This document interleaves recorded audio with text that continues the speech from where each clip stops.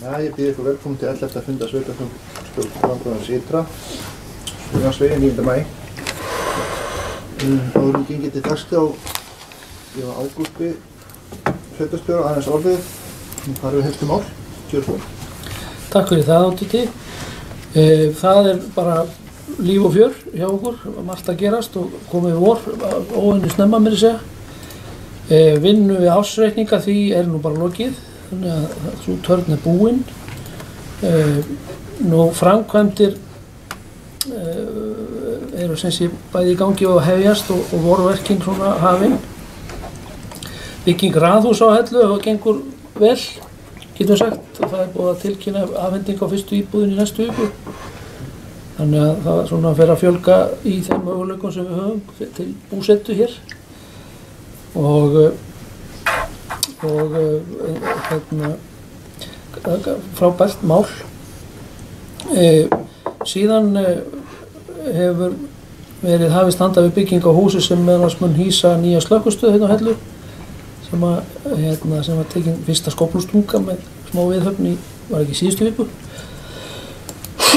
og það komið á fulla ferð og í gær, fyrradag voru opnuð tilboð í stækkun vatnssveitunar og það voru það verið að fara yfir þau tilboð og kanna með gögn og annað reikna með að vatnsveitustjórnin hittist á mánudaginn og fara yfir þetta og ákveði næstu skref og það bárust ágætis tilboð vel ásættanlega í því að minnst getum við sagt og þannig að það bara spennandi og síðan á morgun þá var það opnuð tilboð í stækkun viðbyggingu íþróttahúsið hérna á Hellu og þannig að það mikið spenna í sambandi við það líka. Bæði hvort að við fáum ekki fleiri en eitt tilboð eða fáum tilboð, við vitum að það eru margir búin að sækja gögn en hins vegar veit maður aldrei hvað kemur. Nú innleiðing á lífrænni flokkun að hefjast núna í næstu viku hjá sorpstöðinni og þannig að það er farið að dreifa væntanlega ílátum og slíku sem þarf í það og upplýsingabæklingum og kynningabæklingum og annað, þannig að það er spennandi. Uppsteypu við Oddabrú lauk síðastliðinn laugardag, þannig að þeim áfanga er lokið, það er nú eiginlega stærsti áfanginn af þessu, þannig að og svona flóknastur kannski, en síðasta áfanginn er síðan smíð á stálbitum og tilburgólfi og það er sem sé komið af stað en stál kemur auðvitað erlendis frá þannig að það þarf að hluta til að vinna hér á Íslandi en hluta til það erlendis gert og allt þetta auðvitað í samráði og samvinnu við vegagerðina en reiknaði með verklokum í þessari brúargerð miðjan ágúst eins og staðan er þannig að það er samningur gengur út á það Nú síðan var í morgun fyrsti verkfundur við gatnagerð í Guðrúnartúni þar sem að koma allir þeir sem að koma að því máli, sveitafélagið Veitur og gagnaveitan og Míla og Rarik og þar eru framkvæmdir sem sé að hefjast og gert ráð fyrir verklokum samkvæmt samningi miðjan ágúst. Þannig að það er margt sem gerist miðjan ágúst. Ætti þetta að duga? Það er æsilegt. Takk ekki fyrir það og þá göngum við til dagskrár og það er fyrsti liður skipulags- og umferðarnefnd Rangárþings Ytra. Ég ætla að gera bara eins og hefur verið að ég les bara allt upp og því stoppum ég að eitthvað er og fyrsta mál 13.05.001 endurskoðun aðra skipulags Rangárþings Ytra. Niðurstaða skipulags- og umferðarnefnd Rangárþings Ytra. Skipulagsnefnd fjallaði allar framkomnar athugasemdir. Nefndin með aðstoð og aðgjöf tók saman lista yfir viðbrögð við athugasemdum. Skipulagsnefnd felur skipulagsfulltrúa að senda lagfærða tillögur til skipulagsstofnunar eftir lagfæringu ráðgjöfum. Tillaga að sveitarstjórn staðfesti bókun skipulags- og umferðarnefndar og það er samþykkt samhljóða. Liður 1.2 18.02.02 Gaddstaðir íbúðasvæðis stað frístundasvæðis. Niðurstaða skipulags- og umferðarnefnd Rangárþings ytra. Skipulagsnefnd telur að búið sé að taka tillit til allra ábendinga og athugasemda frá lóðarhöfum á svæðinu. Nefndin samþykkti því framlagða tillögu og leggur til að hún verði auglýst samkvæmt 41. grein skipulagslaga nr. 123/2010 og tillaga að sveitarstjórn staðfesti bókun og skipulags- og umferðarnefndar og það er samþykkt samhljóða. Liður 1.3.19.04.042 Fagrahlíð landskipti. Niðurstaða skipulags- og umferðarnefndar Rangárþings ytra. Skipulagsnefnd gerir ekki athugasemdir við ákvörðun landskipti með fyrirhuguð heiti á spildum. Tillaga að sveitarstjórn staðfesti bókun skipulags- og umferðarnefndar. Það er samþykkt samhljóða. Liður 1.4.19.05.06 Mjölstenshöfði 1C og fleira deiliskipulag. Niðurstaða skipulags- og umferðarnefndar Rangárþings ytra. Skipulagsnefnd leggur til að veitt verði heimild til deiliskipulagsgerðar. Nefndin telur að tillaga samræmi stefnu aðalskipulagsins og sé því ekki þörf á kynningu lýsingar. Nefndin samþykki fyrirliggjandi tillögu og leggur til að hún verði auglýst samkvæmt 41. grein skipulagslaga nr. 123/2010 og tillaga að sveitarstjórn staðfesti bókun skipulags- og umferðarnefndar og það er samþykkt samhljóða. Liður 1.5.19.02.036 Lundansholt Lundansholt 1L deiliskipulag. Niðurstaða skipulags- og umferðarnefndar Rangárþings ytra. Skipulagsnefnd fjallaði framkomnar athugasemdir. Lagði fram lagfæra tillaga þar sem búið að taka tillit til framkomna athugasemda. Nefndin til að búið sé að bregðast við öllum framkomnum athugasemdum og leggur til að tillaga verði sendi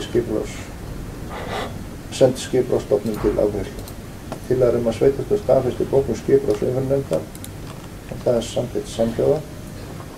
Liður 1.6.19.03.040 Lækjartúnslína 2. Niðurstaða skipulags- og umferðarnefnd Rangárþings ytra og það er lagt fram til kynningar. Liður 1.7.19.04.055 Klettamörk deiliskipulag. Niðurstaða skipulags- og umferðarnefndar Rangárþings ytra. Skipulagsnefnd leggur til að veitt verði heimild til deiliskipulagsgerðar á grunni þess að tillagan verði samræmi stefnu aðalskipulags Rangárþings ytra 2016-2028. Við gildistöku þess sé ekki þörf á að kynna lýsingu. Skipulagsnefnd samþykki tillöguna og leggur til að hún verði auglýst samkvæmt 41. grein skipulagslaga nr. 123/2010 með fyrirvara að auglýst verði tillaga í fullu samræmi við aðalskipulag Rangárþings ytra 2016-2028 sem er í lokaferli og tillaga að sveitarstjórn staðfesti bókun skipulags- og umferðarnefndar og það er samþykkt samhljóða. Liður 1.8.18.11.073 Þjóðsæi L22.499 breyting á deiliskipulagi. Niðurstaða skipulags- og umferðarnefnd Rangárþings ytra. Skipulagsnefnd hefur fjallað framkomin samskipti við Umhverfisstofnun og Skipulagsstofnun og telur enga þörf á frekari rannsóknum á umræddu svæði og telur það áforma byggingar raski í engu þeim vistgerðum sem fram hafa komið í umsögn Umhverfisstofnunar og nefndin taldi sig hafa færst rök fyrir í síðustu bókun sinni. Nefndin ítrekkar því fyrri bókun sína að umræddum vistgerðum verði ekki raskað ásamt því að bent skal á greinargerð að á skipulagssvæðinu sé samkvæmt vistgerðarkorti Náttúrufræðistofnunar Íslands. Vistgerðirnar Mýravist og Víðkjarravist sem eru á lista Bernarsamningsins frá 2014 yfir vistgerðir sem þarfnast verndar. Þeim vistgerðum verði ekki raskað með þeirri afgreiðslu til að nefndin að búið sé að koma til móts við athugasemdir Umhverfisstofnunar frá 7.1.2019 af fullu og leggur til að tillaga verði send til stofnunar til endanlega afgreiðslu. Og tillaga að sveitarstjórn staðfesti bókun skipulags- og umhverfisnefndar og það samþykkt samhljóða. 1.9.19.05.005 Kaststaðalóðir 34 og 35 breyting á byggingareitum, niðurstaða skipulags- og umhverfisnefndar Rangárnes ytra. Skipulagsnefnd frestar erindi umsækjenda og tillaga að sveitarstjórn staðfesti bókun skipulags- og umhverfisnefndar og það samþykkt samhljóða. 1.10.19.04.020 Árbæjarhjáleiga 2 deiliskipulag, niðurstaða skipulags- og umhverfisnefnd Rangárnes ytra. Skipulagsnefnd samþykkir framlagða lýsingu en telur þörf á að kynna hana fyrir nærliggjandi landtegund. Kynningartími skal vera 2 vikur. Tillaga að sveitarstjórn staðfesti bókun skipulags- og umhverfisnefndar og það samþykkt samhljóða. Og þá það liður 2. Byggðarráð Rangárnes ytra. Þetta fundur vísað til umfjöllunar einstakka liði en fundargerðin öðru til staðfest. Og 8. 19.04.039 til umsagnar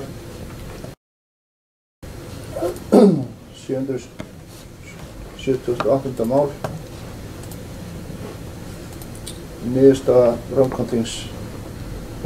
byggðarráðs Rangárnes ytra og þetta lagt fram til kynningar.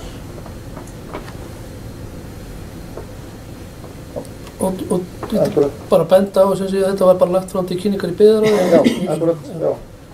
Og hér tillaga eftirfarandi umsögn sveitarstjórnar. Sveitarstjórn Rangárþings ytra tekur undir með sambandi íslenskra sveitarfélaga og telur ekki tilefni til að leggjast gegn áformum að stofnuð verði þjóðgarðastofnun sem annast yfirstjórn mála varða þau þjóðgarða og önnur náttúruverndarsvæði sem undir stofnunina heyra samkvæmt lögum.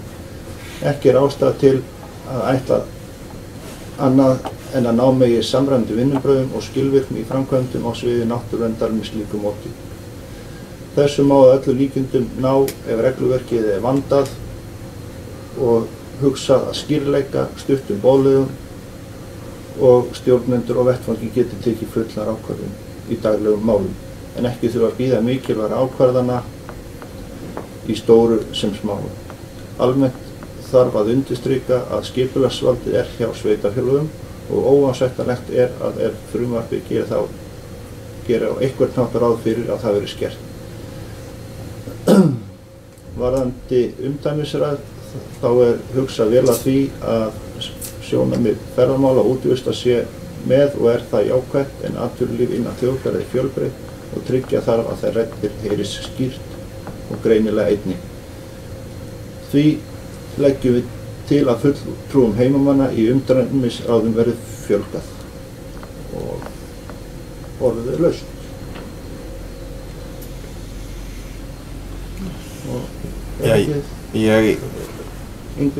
Ég ítreka bara afstöðu mína frá því áður. Ég ekki hlynntur svona stofnun og tel það bara á endanum verða til vandræða fyrir heimamenn. Takk. Og þá fer ég upp til þess að geta samþykkt viðmerki. Hvað samþykkt? Ég greið ekki atkvæði. Nei, það samþykkt. Einn situr hjá. Já, einn situr hjá.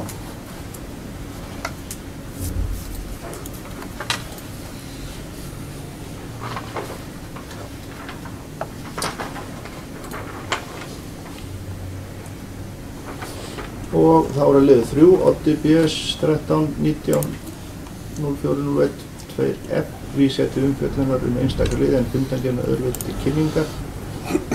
Og liður 3.1 19.03.020 nýr skólastjóri grunnskólans frá Hellu. Og það Oddi BS Fyrir liggur tillaga starfshóps Odda BS vegna ráðningar skólastjóra við grunnskólann á Hellu. Tillaga starfshópsins er að ráða Kristínu Sigfúsdóttir sem skólastjóra grunnskólans á Hellu. Og orðið laust. Og ég ætla bara Já, ég held bara. Já. Ég held bara að ég er bara að fagna þessu. Ég held að hún sé mjög hægur starfskraftur í þetta. Já, og það er hér tillaga að bókun sveitastjórnar. Sveitastjórn Rangárþings Ytra lýsir yfir mikilli ánægju með að ráðinn hefur verið nýr skólastjóri við grunnskóla Hellu eftir vandað umsóknarferli. Jafnframt vill sveitastjórnin nota tækifæri til að þakka fráfarandi skólastjóra Sigurgeiri Guðmundssyni einstaklega farsælt starf við stjórnum skólans í 34 ár. Það er hverju samfélagi dýrmætt að skólastarfi sé í traustum höndum og að það ríki sátt, enda tengist grunnskólinn öllum heimilum á einhverjum tímapunkti. Við þessi tímamót er Sigurgeiri jafnframt óskað velfarnaðar í þeim viðfangsefnum sem að taka við.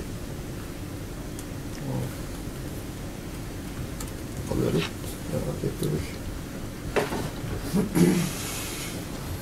Ef ekki þá þessi geti samtönd gefið merki. Já, Halli, alltaf. Nei, bara gefa merki þú. Það var samtist samhljóða. Og það er liður 4, Vatnsveita Rangárþings Ytra Ásarhrepp, 18.12.001F, vísað til umfjöllunar einstakra reiði en fundargerðar örliti kynningar. 4.1, ársreikningur af Vatnsveitu. Niðurstaða Vatnsveita Rangárþings Ytra Ásarhrepps lagði fram ársreikningur 2018, hans samþykktu samhljóða. Tillaga er að sveitastjórn staðfesti ársreikning Vatnsveitu Rangárþings Ytra Ásarhrepp BS 2018 fyrir sitt liti og orðið laust. Þeir sem gera samþykkt gefa merki. Það er samþykkt samhljóða. Liður 5, Sorpu Rangárvallasýslu stjórn 203.19.04.033, vísað til umfjöllunar einstakra liði en fundargerðar öðrulega til kynningar. 5.2, ársreikningur 2018, tillaga að sveitastjórn staðfesti ársreikning Sorpu Rangárvallasýslu BS 2018 fyrir sitt leyti og orðið laust. Og þeir sem geta samþykkt gefið merki. Það er samþykkt samhljóða. 5.3, gámaplön á starfssvæði Sorpu Rangárvallasýslu. Stjórn Sorpunnar óskar eftir afstöðu allra sveitastjórnir Rangárvallasýslu hvernig þjónustu við gámasvæði verið háttað til framtíðar og einnig varðandi fyrirkomulag vor- og hausthraunssunar. Tillaga að bókun sveitastjórnar. Sveitastjórn Rangárþings Ytra leggur til að skipulag, umsjón og eftirlit með gámaplönu verði á einni hendi og að sorpstöðinni verði falið verkefni. Í Rangárþings Ytra eru 2 gámaplönu, annars vegar á Hellu og hins vegar við Landverðarmót og sveitastjórn telur mikilvægt að svo verði áfram, meðal annars til að taka við heimilissorpi frá sumarhúsum. Þá telur sveitastjórn Rangárþings Ytra mikilvægt að áfram verði boðið upp á vorhreinsun með svipuðu sniði og verið hefur auk þess sem hægt verið að fá gáma heim á bæi gegn hóflegu gjaldi þegar stórhreinsanir eru. Vegna stóra aukinna krafna flokkum þarf þó að halda þétt utan þessar hreinsanir og fylgja því eftir að rétt sé flokkað í gámana. Eftirlit þarf að vera með hætta gámaplönum að rétt flokkist. Nýjir tímar í úrgangsmálum krefjast þess. Og orðið er laust. Yngvi? Já, þetta sko, það er náttúrulega sem að hefur verið ákveðið vandamál með þessi gámaplön að það, sko, þau hafi ekki verið það hefur ekki verið starfsmaður. Þau hefðu þurft að vera opin einhvern ákveðin tíma. Því að ég hef alveg séð það, maður hefur hringt og sagt það fullur þessi gámur þegar þetta var eins og planum niður frá, þetta var að opna þetta vor og haust og meðan þetta var opið. Þessi gámur fullur og það var ekki skipt kannski fyrir eftir 3, 4, 5 daga og meðan var allt fullur og þá eru einhverjir sem koma og þeir eru kannski búin að koma 2 ferðir svo það er bara fullt, bara setja þetta í næsta. Það er miklu skynsamlegra að frekar að hafa styttri opnung og vera með mann. Það er bara gengið að því á þessum tíma og þá er bara starfsmaður sem að fer á milli og þar með er hægt að tryggja flokkunina betur. Ég er búinn að sjá þetta alveg og meiri sé að sko tekið menn og hundskamma þegar ég sé að fara og sturta. En svo náttúrulega líka er kannski ákveðið líka vandamál sem að maður hefur séð. Það hefur ekki bara verið hér, það var líka hér áður fyrir á Landvegamótum og annað að það voru að koma bílar, jafnvel allavega frá Reykjavík með sorp og henda eða úrgang. Það náttúrulega er heldur ekki ásættanlegt. Þá eru þeir að nota sér það að þurfa ekki að fara í sorpu eða á sínu svæði. En sko þetta þarf að vera á allavega vor og haust og ég get alveg viðurkennt að ég hefði gjarnan viljað sjá aðstöðu til þess að fara með oftar og þá bara innan einhvers ákveðins tímaramma sem er opið. Takk fyrir þetta, það er Ágústur næstur. Já, þetta er bara taka undir það að það skiptir rosalegu máli að þetta sé flokka rétt. Þannig að allar leiðir sem geta leitt til þess eru auðvitað mikilvægar. Og þannig að það kemur þetta fram í þessari tillögubókun að eftirlit þurfa að vera með þeim hætti að gámaplönum að rétt flokkist. Það er auðvitað ekkert sagt hvernig nákvæmlega, það er bara úrlausnarefni fyrir sorpstöðina. En allar ábendingar góðar. Og menn hafa verið að prófa myndavélar og það hefur hjálpað mikið. En auðvitað væri best að vera með bara eitthvað sem hjálpar fólki að flokka sko. En það þarf auðvitað að taka tillit til tekna og gjalda og hvað þetta kostar og allt það og vega þetta og meta sko. En ég held að sé líka lykilatriði að þetta sé undir einum hatti. Það sé bara einn aðili sem sér þetta fylgist með þessu, getur þá gripið inn í sér á eftirlitsmyndavél þegar það er orðin fullir gámar eða fær það skilaboð með einhverjum hætti. Þannig að það sé ekki einhver löng boðleið eða margir að vasast í því. Takk. Það á að vera, þetta er meiningin með sorpstöðum sem þetta á að vera skilvirkar náttúrulega.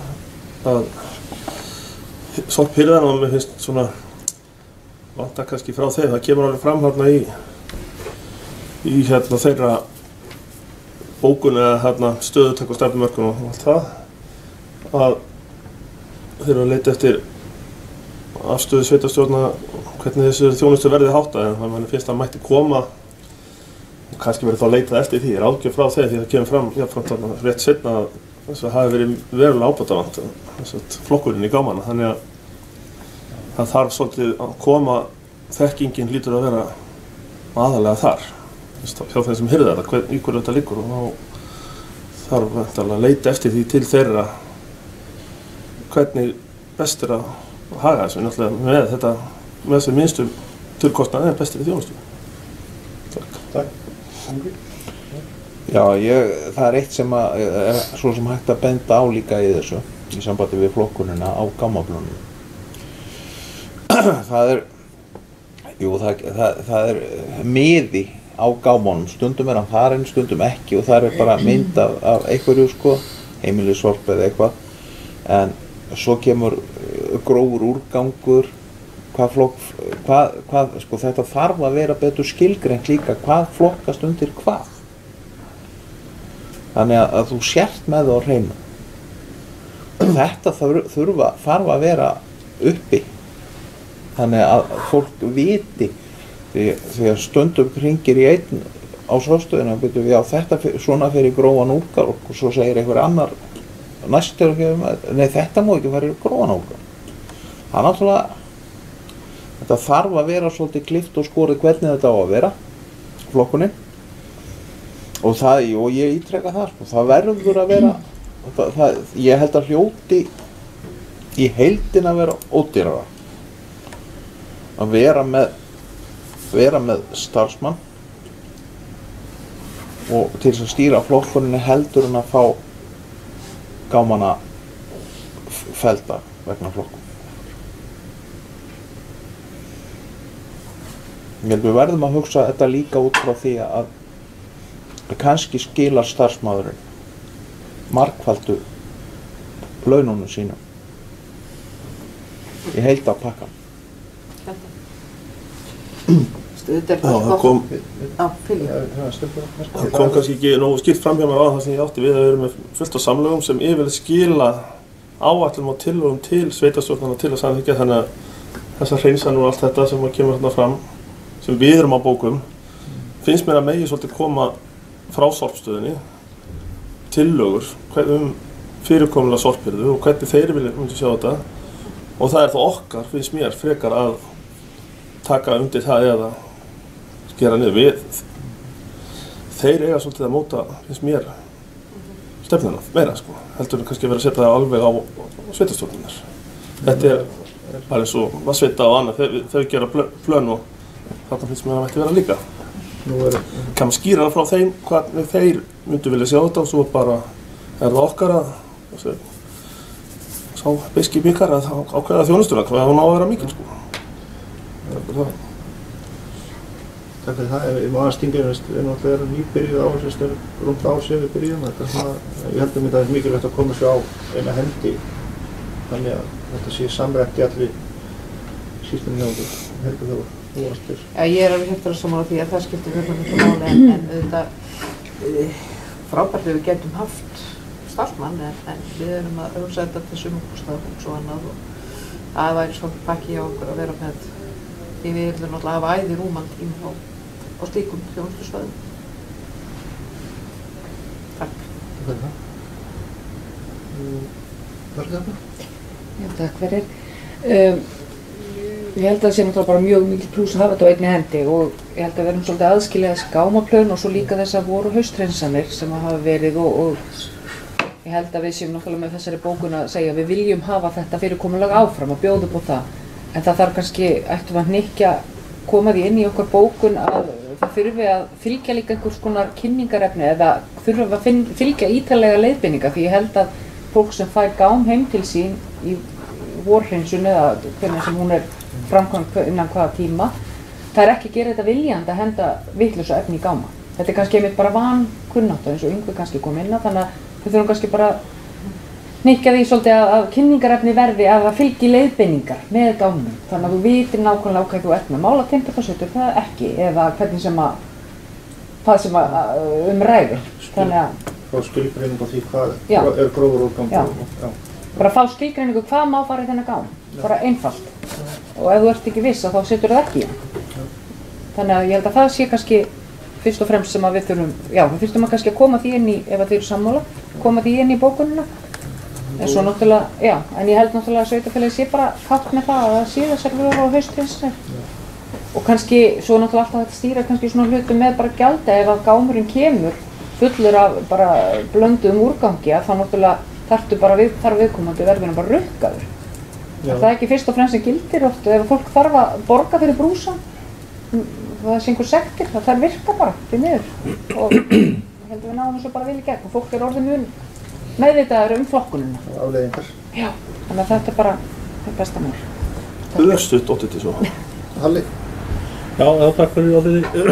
Ég tek undir með Margréti og það er náttúrulega ég held að verði seint hægt að ítreka mikilvægi þess að uppfræða fólk betur hvernig á og hvað á að setja í þessa blessaða gáma. Ég verð nú bara viðurkenna það að Ég ekkert sko alltaf klárað því þegar ég þetta sko, bara, ég veit að það á bara við ansi marga og það væri bara mjög gott mál ef það væri hægt að summera það betur upp fyrir fólki hvernig það umgangast þetta. Það rétt að náttúrulega koma því að framfæra því ég vona því að þessi gríðarlegu fjöldi sem fylgist með þessu fundi að Facebookar, það má auglýsa það betur, Facebookar sem sagt síðuna, ég hef sjálfur sendt þar inn fyrirspurn þegar ég í Gjöruggur sko, með og hún hefur verið alveg ágætlega skilvirka að svara sko fljótt. Þannig að spyrja sig að því að maður einmitt óöruggur eins og einhverja túbur sem eru svona álplastkenndar sko, maður veit ekkert. En þá það væntanlega í óflokkað. En benda á Facebookasíðuna bara jafnvel á heimasíðunni og í þessu kynningarefni þarna sem við komum fyrir. Það ljómandi. Ágúst. Tek undir þetta með upplýsingar, það skiptir miklu máli. Ég veit að sorpstöðin að leggja loka hönd á kynningabækling sem sem sé búið að þá endurnýja miðað við þessa flokkun sem við erum með og erum að fara út í og hann kemur úr prentun á mánudaginn. Og tek líka undir þetta með Facebookina, hvað það virkar vel. Eins lengi og því ég svarað spurningunum og þá kemur fólk og það er ótrúlegur áhugi sem sýndur á þessu. Mikil traffík Facebookasíðum. En fyrir Júst, eru þeir ekki búin að leggja svolítið línurnar sorpstöðin sambandi við þessi gámasvæði? Eða Ég get svarað því sem sé, það auðvitað verið að bara kalla eftir því hvort að sveitarfélögin séu sátt við það að sorpstöðin bara sjá þetta, bara fá þau skilaboð alveg hreint og síðan það auðvitað í verkahring sorpstöðunar að setja fram einhver vinnulag sko við þetta og fá það samþykkt. En þetta allavega þá verið að kalla eftir svona einhverjum input í það, hvernig á að gera þetta. Ef að sveitarfélögin með fyrirfram einhverja mjög skýrar skoðanir á því. Þannig að þetta eiginlega svona eins og samráðsgáttin hjá ríkinu. Já. Þetta allt mjög góði punktar en þá ef það ekki fleiri þá komið til að bæta við bókunina og ég lesa upp viðbótina. Mikilvægt að skýra leiðbeiningar séu á gámastöðum og fylgi einnig með þegar að gámar eru sendir út sveitir þegar að hreinsunarátak í gangi. Og þeir sem geta samþykkt þessa tillögu eða þessa bókun gefið merki. Það er samþykkt. Og þá það liður 6 ársreikningur 2018, 19.04.12. Ársreikningur sveitarfélagsins lagður fram til seinni umræðu.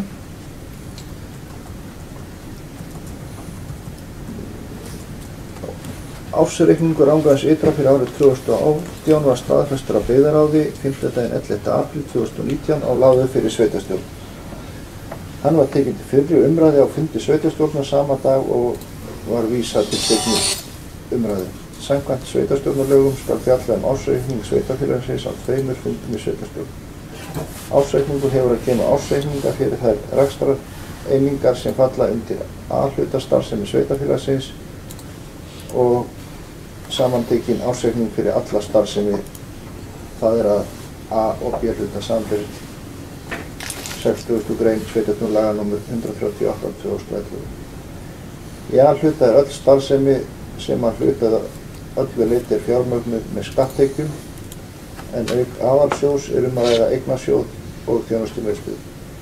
Til B-hluta teljast fjárhagslega sjálfstæð fyrirtæki sem að hálfu eða meiri hluta eru í eigu sveitarfélagsins. En rekstur þessara fyrirtækja fjármagnaður með þjónustutækjum. Fyrirtæki sem falla undir B-hluta eru leiguíbúðir, félagslegar íbúðir, fráveita, vatnsveita, húsakynni BS, Rangaljós og Suðurlandsvegur 1-3 ehf. Rekstrartekjur samstæðum á árinu námu 2027 milljónum. Rekstrarniðurstaða jákvæð 234 milljónir. Eigið fé árslok 2018 var 1747 milljónir.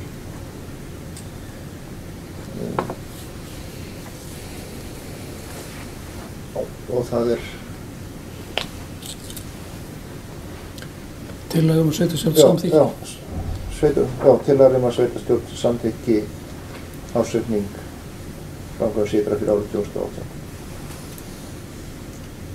Og sveitarstjórn þakkar starfsfólki sveitarfélagsins fyrir góða vinnu við rekstur innan ramma fjárhagsáætlunar sem skila sér í bættri afkomu. Og þessu geta samþykkt ársreikningin í verki. Það er samþykkt samhljóða. Og þá það var liður 7. Erindi frá skólaráði grunnskólans á Hellu 19.05.014. Erindi frá skólaráði grunnskólans á Hellu þar sem ráðið skorar á sveitarstjórn Rangárþings ytra að skipa verði sem fyrst starfshópur sem fái það verkefni að meta húsnæðisþörf grunnskólans á Hellu og móta tillögur til framtíðar húsnæðisþörf og uppbyggingu skólans. Starfshópurinn verði skipað fulltrúum foreldra, nemenda, starfsmanna, skólans auk sveitarstjórnarmanna. Skólaráð óskar eftir formlegum fundi málið með fulltrúum sveitarstjórnar sem fyrst.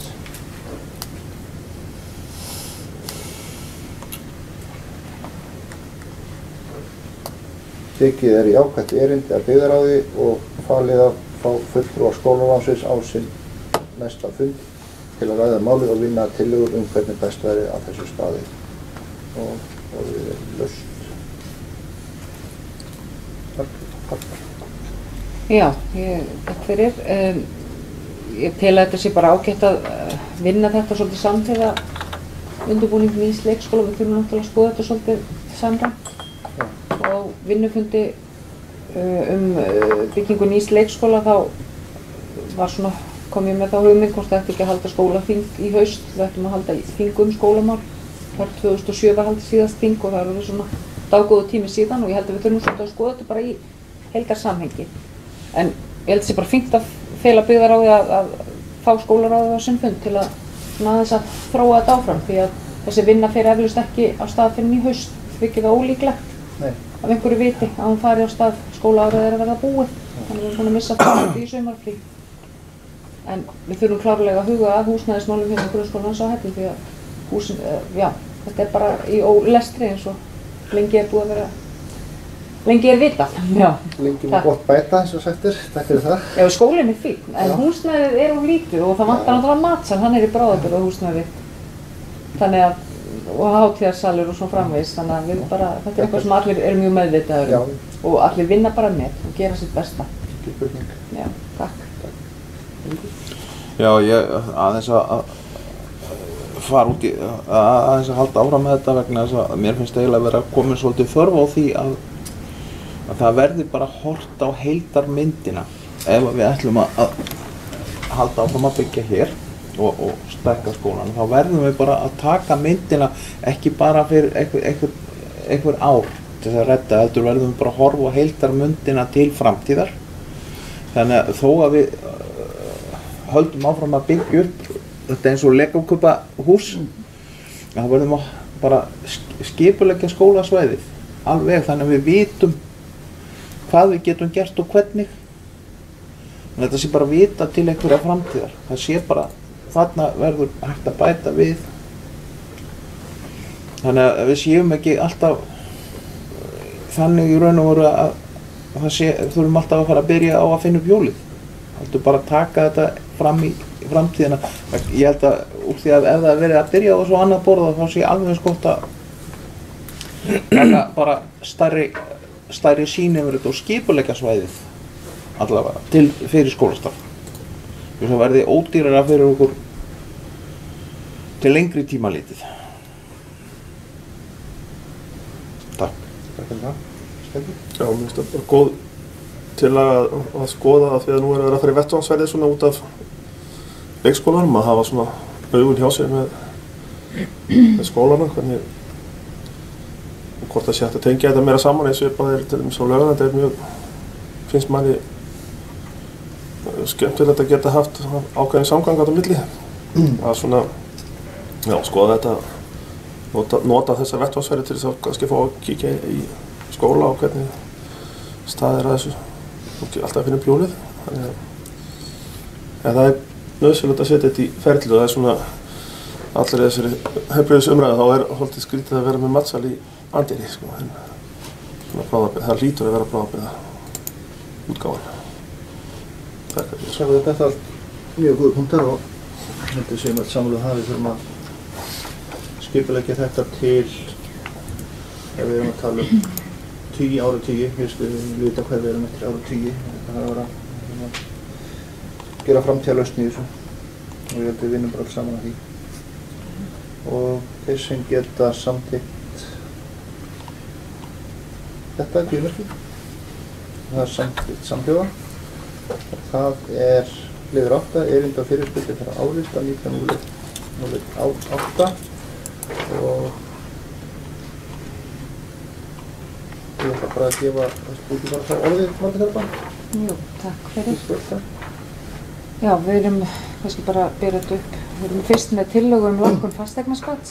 Hún hljóðar svo: fulltrúar álista í sveitarstjórn Rangárþings ytra leggja til að fasteignaskattur á íbúðarhúsnæði verði lækkaður úr 0,39% í 0,37% frá og með næsta ári. Eftirfarandi greinargerð fylgir. Fulltrúar álista meta svo út frá forsendum síðustu fjárhagsáætlunar.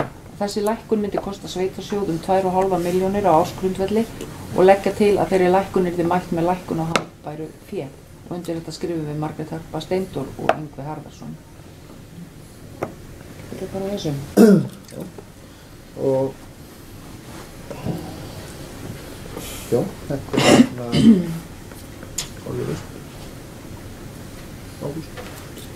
Já, þetta er auðvitað bara mjög mikilvægt mál að ræða. Þessi skattheimta okkar, hún þarf auðvitað alltaf að vera í réttum takti. Og og alveg ljóst að fasteigna skatturinn við þurfum að hafa hann til skoðunar í hvert skipti sem við gerum fjárhagsáætlun. Þannig að ég styð það svo sannlega, en hvort það á að vera nákvæmlega þetta hef ég ekki myndað mér alveg skoðun á og þá eftir að líða á árið og sjá hvernig þetta þróast og en svo sannlega styð ég það að þetta verði rætt þegar við undirbúum fjárhagsáætlun næsta árs. Og mér finnst það eðlilegt að þetta sé bara vísað í, þetta sé ekki afgreitt hér og nú, heldur sé vísað til byggðarráðs sem að undirbýr fjárhagsáætlunargerðina og þetta verði rætt þar í þaula og farið nákvæmlega yfir, hvort að þetta sé akkurat rétta prósentan eða hvernig við sjáum það. Erum við ekki bara, já. Ég ætla bara sátt við það, það myndi leiða til þess að myndu lekka enn frekar, en jú, það er aftur auðvitað eðlilegt að þetta ræða í fjárhagsáætlunargerð. Já, er það ekki Margrét? Já, við náttúrulega settum þetta bara upp, þessa lækkun bara til að hafa einhvað á blaði, einhverja hugmynd, svo náttúrulega getum við þróað það. Þannig að við bara fögnum því að við taki jákvætt í þetta og vonandi bara verður þetta að veruleika því að fasteignamat náttúrulega hækkaði töluvert á síðasta ári og við fórum ekki þá leið að lækka neitt, að koma neitt á móts við þá hækkun sem sagt í síðustu fjárhagsáætlunargerð, þannig að það væri gaman að geta og gott að geta komið á móts við íbúa. Eitt sem að spurning svona til að hafa þetta skýrara, ég sé fyrir að lesa það núna enn einu sinni, hvort við ættum ekki að hafa innan sviga þarna A-flokkur eða þetta er náttúrulega ekki einungis af íbúðarhúsnæði, þannig að þetta fari ekkert á milli mála hvaða flokk við erum að ræða. Þannig að ég held að það sé bara eðlilegt að vísa þessu í fjárhagsáætlunargerð. Þá er það bara, ég held að við getum alls samlust um það að þetta er tilhögun vísað til byggðarastöðu umfjöllunar og undirbúningsfjárhagsáætlunar 2020. Þá er liður 8.2. Já, það er önnur tillaga matjurtagarða. Fulltrúar álista í sveitarstjórn Rangárþings ytra leggja til að sveitarfélagið auglýsi afnot á garðalandi í brekkunni milli Deinskála og Gunnarsholts afleggjara. Og greinargerðin sem fylgir þessu er að sveitarfélagið hefur síðan tætingu á garðalandi á þessu svæði undanfarin ár og hafa íbúar nýtt sér það land til ræktun grænmetis. Eðlilegt er að auglýsa þessa matjurtagarða svo allir íbúar hafi jafnt aðgengi að þeim og það hvetur jafnframt íbúa til að stunda grænmetisrækt. og undir þetta skrifum við Margrét Harpa, Steindur og Yngvi. Og þetta kannski, við vorum á sínu tíma, svo ég fylgis aðeins á hlaði, við vorum á sínu tíma með skólagarða í gangi og þeir hafa einhverju hluti vegna bara fallið niður, kannski var ekki áhuginn fyrir hendi eða slíkt. En ég held að víst að við erum að veita þessa þjónustu fyrir einhverja íbúa, þá var náttúrulega að gera að auglýsa þetta því að sumir eru kannski í vandræðum með land og líka bara aðstöðu. Þeir hafa ekki allir aðgang að tæturum og bara þægilegt að, bara gott að geta auglýst þetta. Það er okkar svona. Sammálaður í því. Já. Takk. Hvernig er staðan á þessum löndum? Já. Man hann að þetta var forðum upp í, þetta er kallað fjölskyldugarðar, svona. Það var kannski í beintegn skólunum þarna upp í Nesi. Það var svona svolítið vont að vassöflun og náttúrulega langt frá út í byggðinni. Þetta er svona öðruvísi að fara þarna á sandheldurinn inn í. Þannig að vonandi hefnum að setja betur, þeir myndi bara vilja að í afgreiðslunni væri kannski síðan þá einhverjum falið, ef þetta verður samþykkt þá verður þeir svona einhverjum ákveðnum aðila falið að koma þessu á framfæri einhverstaðar opinberlega. Takk fyrir. Bara fylgir hvernig ég náttúrulega sé að það er búið að vera að nota þessa garða kannski án auglýstar. Já, þetta hefur nú, ég held að það nú ekki auglýst í fyrra, þetta hefur nú stundum verið eitthvað, held að það hefur nú auglýst, ég bara maður samt ekki alveg, en þetta það er nú svona einhver ákveðin kjarni sem er þarna með kartöflurækt, sko. Og ég bara, ég tillögu bara að Sveitarfélagið hefur ekki séð að tæta þetta þeirra bara sem þetta alveg er? Jú, sveitarfélagið séum að tæta þetta á hverju voru. Þannig að þetta er tilbúin til niðursetningar fyrir. Vonandi þarf bara að tæta meira. Já. Þetta var auglýst. Og ég já. Er þess að búið að tæta þetta núna? Já. Og ágúst. Já, er ekki bara að gera tillögum að þetta verði auglýst í bókhollu, er það of seint kannski, en allan á heimasíðum sveitafélagsins er þetta að gera það strax bara á eftir. Já. Já, er ekki bara fínt að auglýsa þetta, ég held að kannski óþarf að auglýsa það í bókhollu, en að auglýsa það á heimasíðinu og líka á Facebook. Já. Ég held að það berist alveg nóg og kemst umræðan og vonandi fáum við viðbrögð. Og spurning hvort við þurfum að hafa eitthvað frest á því hvenær hægt er að sækja þannig að það sé ekki við séum ekki að fá umsóknir byggt á júní eða eitthvað og þurfum þá að bæta við. Já. En bara áhugasamir setja sig í samband fyrir 25. maí eða 20. maí eða eitthvað, spurning við dagsetningu. Þetta hefur nú verið svona held ég bara þannig að ég veit ekki hvort það er, menn bara fara þarna bara. Þannig að það hefur verið bara þannig. Það er ekkert kannski alveg skipulega á því að við getum sett okkur svolítið sem getur að vera einhver. Já, ég ætlaði bara að stinga upp á því að það væri kannski mjög gott í þessu að áhald á húsinu væri svona falið að hafa yfir umsjón og fylgjast með þessu. Það er fín rúltur að taka svona öðru og horfa á garðana. Bara ótviti fyrir forvitni sakir, hvað hérna er þetta mikið land þarna? Er allt landið sem er til aflöfuð tætt eða er meira? Er þetta eitthvað viss snipill sem er tættur? Já, það er þannig garðar sem hafa verið hefðu á að tæta sko og þetta er svona, ég er nú ekki alveg með fermetran í það, þetta er svona ágætis skiki, þannig. Ok. Hefur það allt verið fullnýtt? Nei, það hefur verið illa nýtt, svo ég segi það alveg fyrir. 8-5 er það. En við tækjum þetta samt alltaf þannig að það er alltaf allt tætt sem það er ágúst. Já, ég bætti tillögu þá að maður bæti bara við sveitarstjórafélag að koma auglýsingu framfæra á heimasíðu og viðeigandi fésbókarsíðu, við veitum ekki hvort það á að segja svoleiðis, en það er alltaf að venja hjá okkur að hafa það þannig, svo þetta fær hann eitthvað til liðsvísi til að gera þetta. Já. Heyrðu. Er þá ekki ágætt líka að bæta við Gústi að þeir hafi, að áhaldahúsið hafi, að maður geti annarkvort fengið upplýsingar hjá þeim eða og það hafi yfir. Kemur það ekki bara í auglýsingu? Já, bara setja auglýsingur inn að þeirra. Er ekki bara frekar og samfélagsmiðlum sveitafélagsins? Í staðan fyrir við fésbókarsíðu er ekki fallegra og samfélagsmiðlum sveitafélagsins. Og það gæti verið Twitter og það gæti líka verið. Já, hver veit. Ég var að reyna að muna hvað þetta heitir. Einmitt. Ég hef gamminu og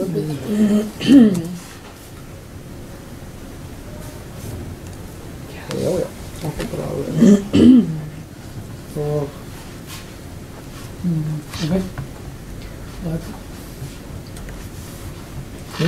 og eigum við þá ekki bara til sem geta samþykkt gefið merki. Það er samhljóða og þá er leiður 8-4. Já, ég ætla bara að fá að taka hérna við erum með 2 fyrirspurnir. Annað sem lýtur að þrúðvangi 18 nýrri leikskóladeild. Það er hver lokar niðurstaða á kostnaði við framkvæmdir á nýrri leikskóladeild á þrúðvangi 18 og hvenær er áætlað að opna nýja deild. Og svo er önnur fyrirspurn hérna með OneSystem skjalakerfi.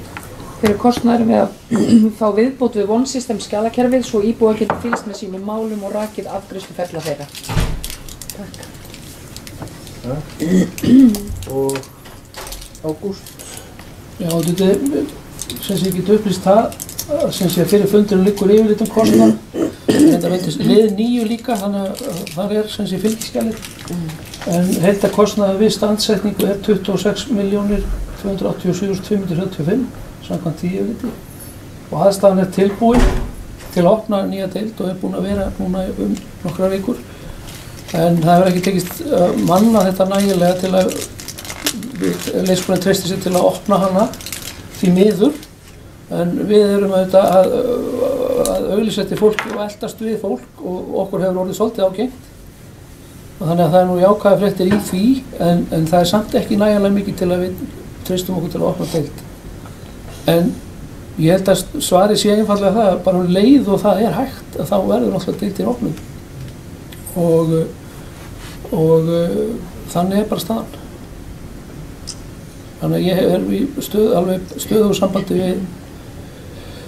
við leikskólastjóra og við erum að finna nýja leiðir til að auglýsa og láta vita því að hér eru íbúðir og hérna þannig að það sé ekki það sem er að tefja.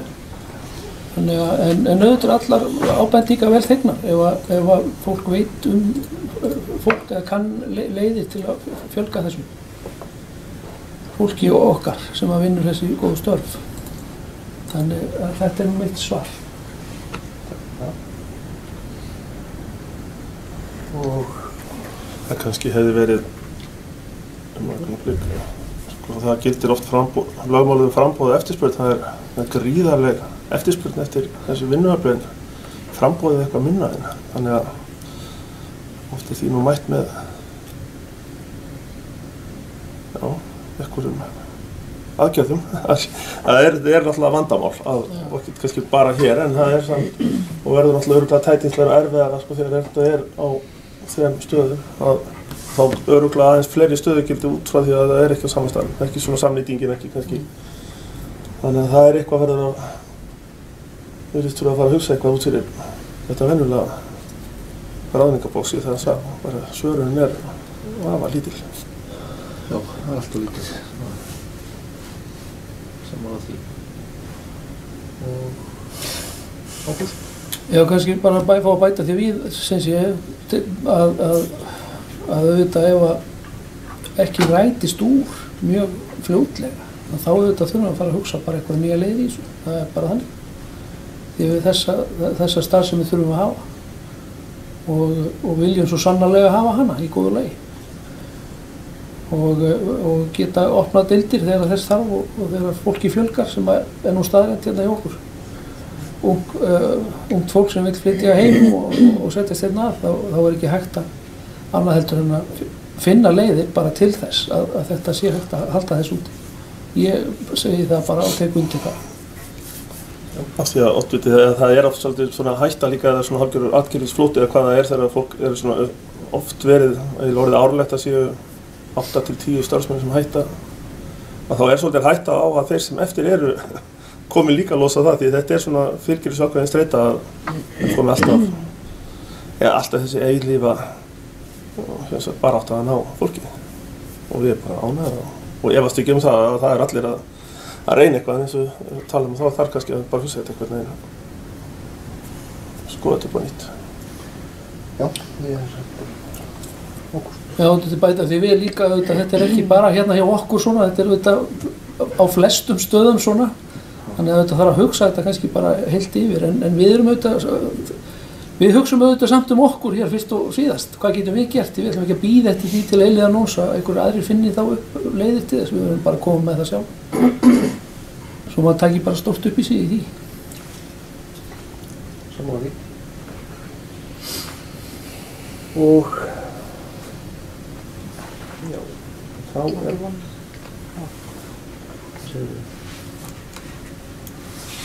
Já, ég bar þetta upp á hann líka. Já, þetta var næst Já, ég var búin að... Þá er það Ágúst. Já, það er stutta svarið við þessu er það að við höfum auðvitað kannað þetta alltaf öðru hvoru, en ég legg til að við fáum bara uppfært tilboð frá One System, þannig að við getum kynnt bara nýjustu tölvuvísu. Okkur hefur fundist þetta að vera dálítið dýrt, en kannski eru fleiri sveitafélög komin inn í þetta og þá lækkar verðið, vonandi. Og hérna þannig að ég skal bara leita eftir því og það hefur nú yfirleitt gengið greiðlega, þannig að það ætti að vera hægt að kynna það bara mjög fljótlega, næsta fundi byggðarás eða eitthvað slíkt. Þó veit ég það ekki, en svona dettur í huga það vætti alveg verið hægt. Já, ætla kannski bara að fá smá fundarhlé aðeins eftir þetta. Já. Ég má.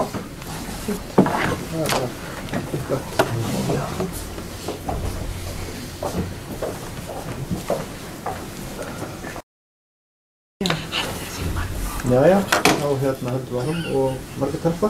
Já, takk fyrir. Ég ætlaði að fá að bóka við fyrirspurn okkar nýja leikskóladeild. Það er bókun álista. Fulltrúum álista þykir miður að ekki sé hægt að opna nýja leikskóladeild þar sem ekki fæst starfsfólk til að manna nýja deild. Sér í lagi þegar sveitarfélagið er búið að leggja yfir 50 milljónir í húsnæði fyrir leikskóla sem fulltrú álista telja að betur hefði verið varið í nýtt leikskólahúsnæði á Hellu. Sveitarfélagið þarf að leita allra leiða til að laða að starfsfólk á leikskóla sveitarfélagsins þar sem hefðbundna leiðir hafa skilað takmörkuðum árangri. Færst hefur í aukan að virkja þurfi fáleiðunaráætlun á leikskólum vegna álags og starfsfólks. Þessu fylgja óþægindi fyrir börn, foreldra og starfsfólk og er ekki viðunandi staða. Það er brýnt að rýna ástæður þess að svo erfiðlega gengur að manna leikskólana og finna úrbætur og lausnir á verkefninu. Og já, takk fyrir. Já, takk fyrir þetta og þá komum við bókun hérna frá D-lista. Að okkar mati var nauðsynlegt að flýta því með öllum ráðum að skapa aðstöðu fyrir nýja leikskóladeild við Heglukorp þannig að ekki stæði á þeim þætti að minnsta kosti. Ekki var raunhæft að ráðast í að byggja nýja leikskóla með hraði til að bregðast við stöðunni. Til þess þarf meiri undirbúning enda er bygging á nýjum leikskóla með stærstu fjárfestingum í sveitafélagi eins og okkar. Lundarkot er einfaldlega fjárfesting í húsnæði sem nýta má til annað nota fyrir stofnanir sveitafélagsins þegar nýr leikskóli hefur risið eða selja. Og þetta skrifar Hjalti Tómasson, Haraldur Eiríksson, Helga frá Guðmundsdóttir og Ágúst Sigurðsson. Og hér er komin tillaga að bókun sveitarstjórn leggur til við stjórn Odda BS að fjalla mönnun á leikskóla sveitarfélagsins til umræðu. Á næsta fundi sína. Við byrja bara aftur. Sveitarstjórn leggur til við stjórn Odda BS að fjalla mönnun á leikskólum sveitarfélagsins á næsta fundi sínum og leita leiða til úrbóta. Já. Og til hennar borðinu. Já. Jú, og það er samtíða. Já.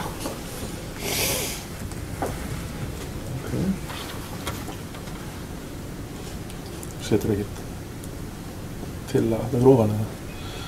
Hæ? Er það ekkert sett, veist? Fyrir ofan hana, er það ekkert sett til að, veist? Bara svona form? Jú. Fyrir ofan hana? Tillaga, já. Tillaga. Það er ekki skýrara í fundargerð að setja tillaga fyrir ofan. Fyrir neðan bókunina ykkar. Skellið inn. Já, flott. Herru, þá er það næsti liður 10 til umsagnar 707. Það er ekki 9 eftir. Er ég að koma á? Liður 9 er eftir. Já, afsakið. Jókur eitt liður 9, leikskólinn Heklukot, ný deild, 18.11.035, kostnaður við staðsetningu nýrra deildar. Fyrir liggur kostnaður við staðsetningu á nýrri leikskóladeild við Heklukot sem nú er tilbúin. Tillaga að til viðbótar þessari framkvæmd verði leitað tilboða í endurnýjun og þaki hússins og að byggðarráði verði í kjölfari falið að gera tillögu á viðauka fjárhagsáhrifum þegar tilboð liggja fyrir. Og það veist, Ágúst? Já, þetta er bara ekki fyllt þess aðeins eftir að það var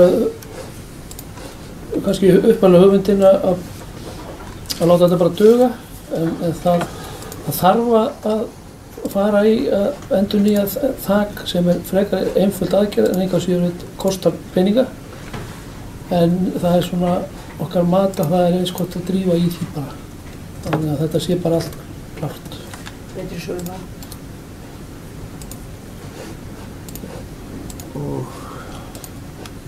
Og leita tilboða bara í það verk því það er mjög einfalt að gera það.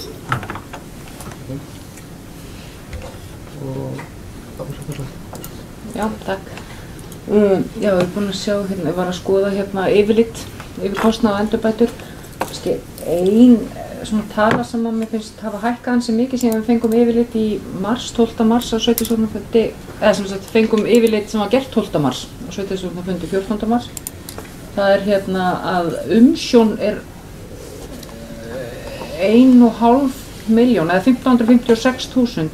Kannski bara vita hvað felst í þessari umsjón, ég átta mig ekki alveg á því hvað þetta er. Þannig að kannski bara ef einhver gæti svara því. Ágúst? Já, það er bara þannig að það er auðvitað, við teljum allt í kostnaðar og þetta er í rauninni bara okkar eigin kostnaðar. Við halda utan þetta. Verkið, þetta er kostnaður þessi þjónustumiðstöðvar við að halda utan verkið. Þannig séður einu vans í hinn en einhvað síður kostnaður. Að því er í best veit. Forvitnilegt að vita hvað útseldu tími var á ef þetta væri 10.000 kall þá væri þetta 110 tímar en það er bara mánaðarstarf. Þetta er bara eftirlit byggingastjóra eða ekki þá? Jú, sjálfsagt. Aðfengu eftir annað, ég þekki það sjálf hvernig það er. Ágúst? Já, einmitt, en það er líka hægt að þetta bara að útskýra það nánar ef að fólk vill, sko. Það er bara að kalla eftir því.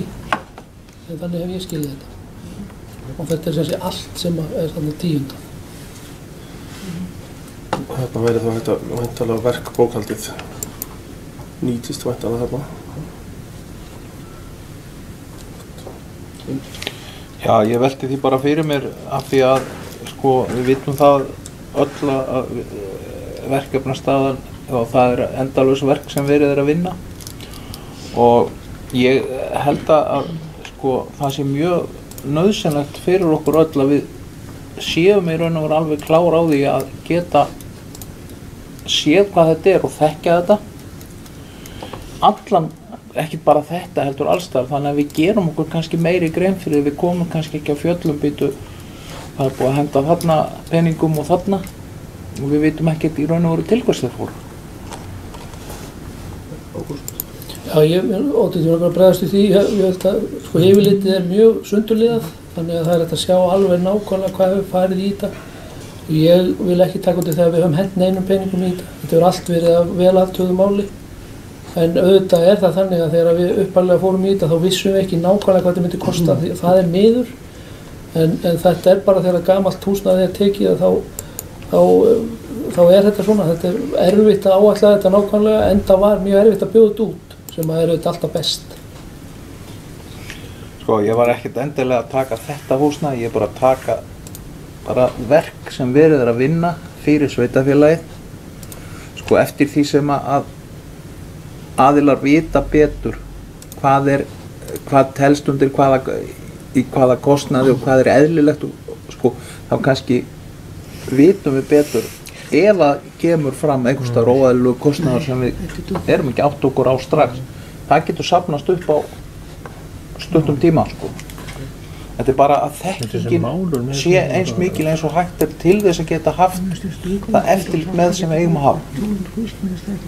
Hvort sem það tilheyrir þessu verki eða einhverju öðru verki.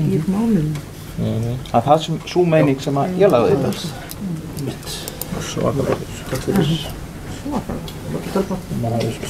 Já, bara gott að fá svona yfirlit og helst hefði ég vilja vera kannski meðvitaðir það fyrr hversu mikið þetta að fara fram úr. Það var gert upprunalega áætlun gerði ráð fyrir 17,5 milljón og þetta kom upp í 26,3 tæpar. Þannig að mér finnst þetta vera svolítið mikil framúrkeyrsla til að bregðast við svona eftir á og svo náttúrulega á að bæta meira í.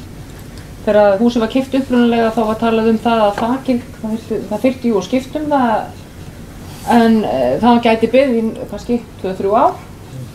En svo segir sá sem að mathúsið á sínu tíma fyrir okkur að það hafi eiginlega verið fyrir sig að það þyrfti að skipta það strax þannig að það mætti ekkert bíða.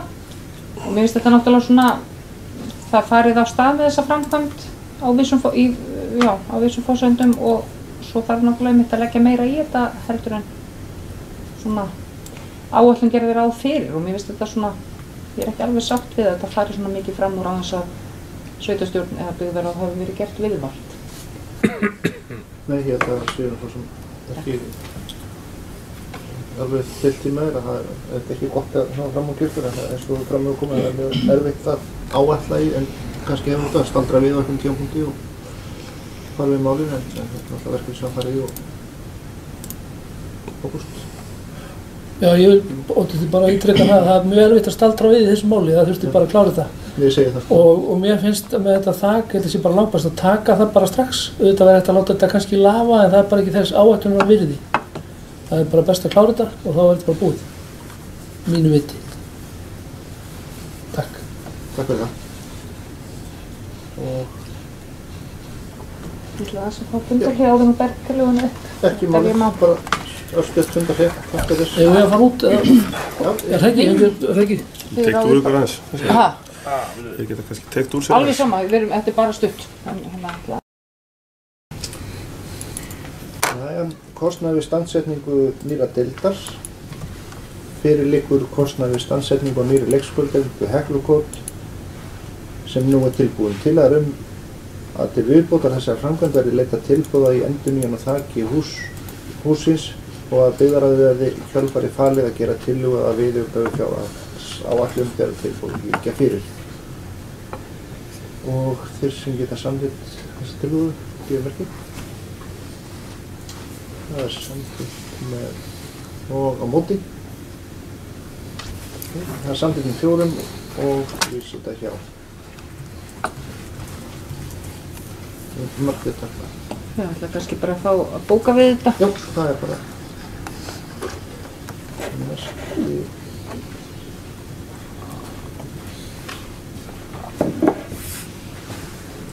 Vil ég að ég lesi Já. bókun? Viltu ekki bara lesa upp? Jú. Takk. Bókun álista. Fulltrúar álista harma að framkvæmdir við nýja deild séu komnar 50% yfir upphaflega kostnaðaráætlun. Upprunaleg kostnaðaráætlun hljóðaði upp á 17,5 milljónir króna en nú stendur verkið í 26,3 milljónum króna og er framkvæmdum ekki lokið þar sem til stendur að skipta þak á húsinu í sumar. Sveitarstjórn var ekki gert viðvart þessa framúrkeyrslu á framkvæmdatíma og hefur því ekki gefið ráðrúm til að bregðast við með viðauka við fjárhagsáætlun og eru svona vinnubrögð með öllu óásættanlegt og brýnt að þau endurtaki sig ekki. Á 7. fundi sveitarstjórnar 13.12.2018 brýndu fulltrúar álista að gæta þyrfti afhalds við breytingar á Þrúðvangi 18 sem og aðrar framkvæmdir á vegum sveitarfélagsins því allt of algengt væri að áætlanir á verkefnum á vegum sveitarfélagsins stæðust ekki, eins og nú hefur enn og aftur komið í ljós. Fulltrúar álista telja nú sem áður að þessu fjármagni sem farið hefur í kaup og endurbætur á Þrúðvangi 18 hefði betur verið varið í að flýta framkvæmd við nýja leikskólabyggingu á Hellu. Og undir þetta vitum við Margrét Harpa Steindór og Yngvi. Takk fyrir það. Þú mætti kannski hafa bókun álista, er það ekki til að hafa samræmi við hina í ritum fundagerðar?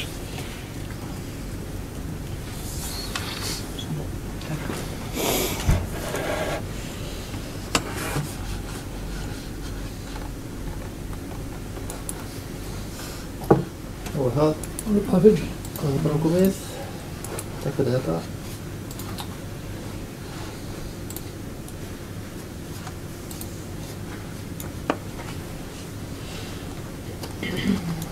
Og þá það liður 10 til umsagnar 771. mál 19.04.057. Velferðarnefnd Alþingis óskar umsagnar varðandi tillögu til þingsályktun framkvæmdaáætlun á sviði barnaverndar 2019-2022. 771. mál. Það lagt fram til kynningar og það liður 11 til umsagnar 772. mál 19.05.002. Allsherjar- og menntamálanefnd Alþingis sendi til umsagnar frumvarp til laga skráningu einstaklinga, lagt fram til kynningar. Aðeins að breytiskjána. Liður 12 Hróarslækur landskipti 19.05.011. Gunnar Baldur Norðdal óskar eftir að fá að skipta spild út á landi sínu Hróarslæk 16.45.20. Nýja spilda fengi nafnið Hróarslækur 2 og yrði 11,1 hektara stærð. Tillaga að sveitarstjórn Rangárþings ytra ger ekki athugasemdir við áformuð landskipti á Hróarslæk með fyrirhugað heiti á landsbylti. Og orðið laust. Þau sem geta samþykkt skrifumerki. Það samþykkt samhljóða. Liður 13 Hrafnsþýnusker Hrávaldumál umsagnarbeiðni 19.05.012 frá Skipulagsstofnun. Tillaga að vísa málinu til Byggðarráðs til umsagnar og fullnaðarafgreiðslu. Orðið laust. Þau sem geta samþykkt skrifumerki. Samþykkt samhljóða. Liður 14 Austurholt 1B beiðni umsögn starfsleyfis 19.03.069. Beiðni frá sýslumanni Suðurlands umsögn vegna rekstrarleyfis. Tillaga að sveitarstjórn Rangárþings ytra ger ekki athugasemd við veitingu rekstrarleyfis til Heklu hesta EHF til gistingar í gistiskála félagsins að Austurholt 1B í Rangárþingi ytra. Og orðið laust. Þau sem geta samþykkt skrifumerki. Það samþykkt samhljóða. Liður 15 erindi frá HSK 19.05.10. Ályktanir frá 97. ársþingi HSK. Það lagt fram til kynningar. Já, langar bara aðeins að vekja athygli á þessari ályktun frá þeim sem sagt varðandi ungmenni og skólabúðir. Þar eru þeir svona að hvetja til þess að sveitarfélögin gerir ráð fyrir þátttöku allra 9. bekkinga á Suðurlandi í fjárhagsáætlun sinni til að fara í þessu skólabúðir. Þannig að ég held að við þurftum kannski aðeins að fá meiri upplýsingar það hvað kostnaður og hvernig þetta hugsað. Við erum svona haldið svo vakandi, ég veit ekki hvort við þurfum eitthvað að vera að bóka það en hvort ætti þetta heima í íþrótt- og tómstundanefnd eða hvort ættum að setja þessa fundagerð þar til umfjöllunar. Svo við, að fá frekari upplýsingar þetta. Það er eitthvað ágúst. Ég tek bara undir það, mjög góð hugmynd að senda þetta til heilsu íþrótta- og tómstundanefndar til umfjöllunar eða kynningar. Já, ef við ekki að leggja það þá til, bara af því að svo þetta sofna ekki þetta mál. Það er svolítið svona... Þú leitið þá eftir þessum upplýsingum. Þú leitið eftir upplýsingum, já, eða jafnvel verið búið að leita eftir upplýsingum fyrirfram, þannig að þetta er svona... Mjög gott mál. Það er besta mál.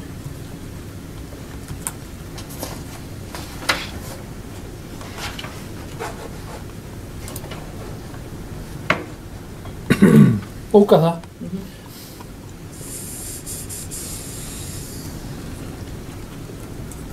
Það er lesa, já.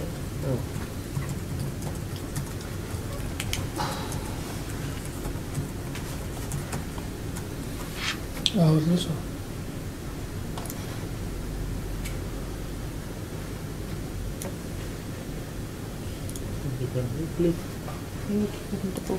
Stakkum á aftur.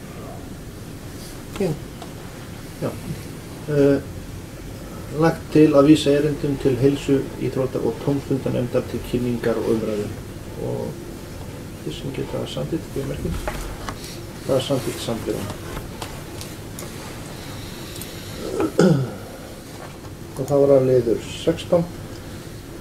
Grænbók stefnu í málefnum sveitarfélaga 19.05.004 birt í samráðsgátt. Það var lagt fram til kynningar.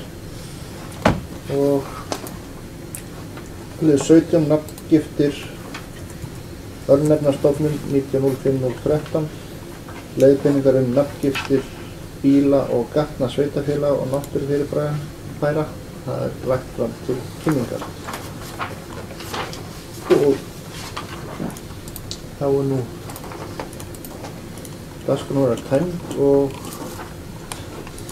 fundargerð lesin yfir og samþykkt og fleiri því gert. Fundi slitið klukkan 19:00.